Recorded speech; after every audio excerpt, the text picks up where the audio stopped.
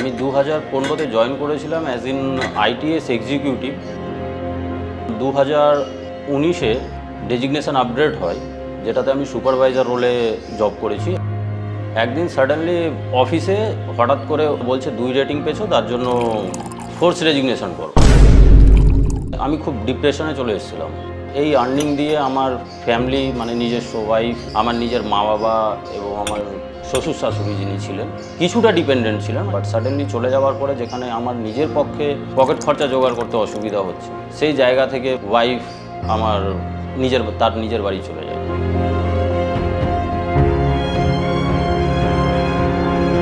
অমিত একা নন। আইটি পাড়ায় এখন এরকম হাজার হাজার অমিত রয়েছেন। 2025 এখনো শেষ হয়নি। একটি রিপোর্ট অনুযায়ী এর মধ্যে বিশ্বে 169টি প্রযুক্তি সংস্থায় প্রায় 80,000 কর্মীর চাকরি গিয়েছে। চাকরির সুরক্ষার ব্যাপারে যার একসময় বেশ সুনাম ছিল, সেই টিসিএসও প্রায় 12,000 কর্মী ছাঁটাইয়ের পথে। পৃথিবী জুড়েই আইটি সেক্টরে মন্দার হাওয়া। এর মাঝেই ঘাড়ের কাছে নিঃশ্বাস ফেলছে কৃত্রিম বুদ্ধিমত্তা। প্রতি বছর গড়ে প্রায় 10 কোটি চাকরি নষ্ট হয়ে যাবে এআই এর কারণে। 70 থেকে 80 লক্ষ নতুন চাকরির সৃষ্টি হবে, যেগুলো ভীষণ রকম কৃত্রিম বুদ্ধিমত্তা নির্ভরশীল, এবং কৃত্রিম বুদ্ধিমত্তা যারা জানেন তাদের উপকারে আসবে। এইভাবে কম্পিউটার প্রোগ্রামারদের কিন্তু প্রায় 40% চাকরি চলে যাবে এআই এর কারণে। গণনা ভিত্তিক কাজ, যেমন ধরুন বুককিপিং বা অ্যাকাউন্টিং এর কাজ, সেখানে এআই এর এত বেশি রমরমা হবে যে আমার ধারণা ফিজিক্যাল মানুষের প্রয়োজন সেখানে আর থাকবে না। কন্টেন্ট রাইটিং কিংবা যারা কপিরাইটার, তাদের কাজের আর কোনো প্রয়োজন থাকবে না, কারণ এআই অনেক বেশি দক্ষতার সঙ্গে প্রায় নির্ভুলভাবে এগুলো করতে পারে। মিডিয়ায় যারা যুক্ত, একটা তথ্য বলছে প্রায় 35% মিডিয়া চাকরি এর ফলে এফেক্টেড হবে।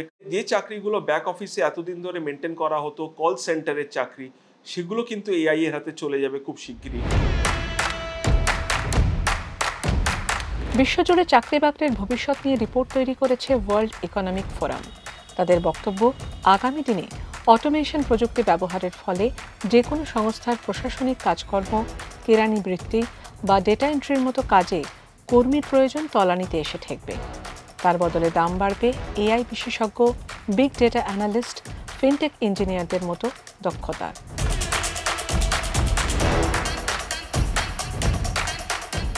যেখানে আপনার উৎপাদনশীল বা নতুন কিছু সৃষ্টির সম্ভাবনা থাকছে না, সেখানেই এআই এর সবচেয়ে বেশি রমরমা। কারণ যা রিপিটিটিভ কাজ, যেখানে মানুষ অনেক বেশি ভুল করে, এআইকে সেই দায়িত্ব দিয়ে দেওয়া মানে হচ্ছে সেই ভুলগুলো নির্মূল করে দেওয়া। বিশ্ববিখ্যাত ব্লুমবার্গ কিংবা আইবিএম কিংবা ইত্যাদি বিভিন্ন কোম্পানি রয়েছে, তারা কিন্তু মনে করছে যে কর্মীদের পরিবর্তে এআই এখন একমাত্র রাস্তা। 70-এর দশকে কম্পিউটারের আবির্ভাবে ব্যাপক রদবদল হয়েছিল ভারতের কাজের বাজারে। তার সঙ্গে খাপ খাইয়ে নিতে না পেরে রাতারাতি কর্মহীন হন বহু মানুষ। তার পাশাপাশি আইটি সেক্টরের উত্থান এদেশের লক্ষ লক্ষ তরুণ তরুণীকে নতুন স্বপ্নের সন্ধান দেয়। সেই তথ্য প্রযুক্তি ক্ষেত্রেই ইদানিং উথাল পাতাল।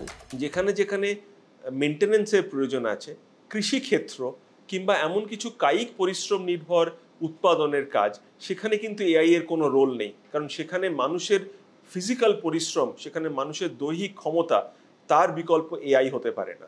বিচার ব্যবস্থা কিংবা ধরুন কোর্টে গিয়ে একটা কিছু প্লিড করা, এই কাজ এআইকে দিয়ে হবে না।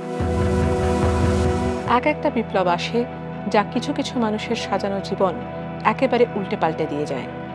প্রযুক্তির বদল সেরকমই একটা বিপ্লব। বদলের সঙ্গে সঙ্গে নিজেকে বদলে নিতে পারাটাই চ্যালেঞ্জ। নতুন দক্ষতা অর্জন করেই টিকে থাকা যাবে ইঁদুর দৌড়ে। এআই এর উত্থানের সঙ্গে সঙ্গে এ কথাই মনে করিয়ে দিচ্ছেন বিশেষজ্ঞেরা। হাজার হাজার অমিতেরা কি তা পারবেন?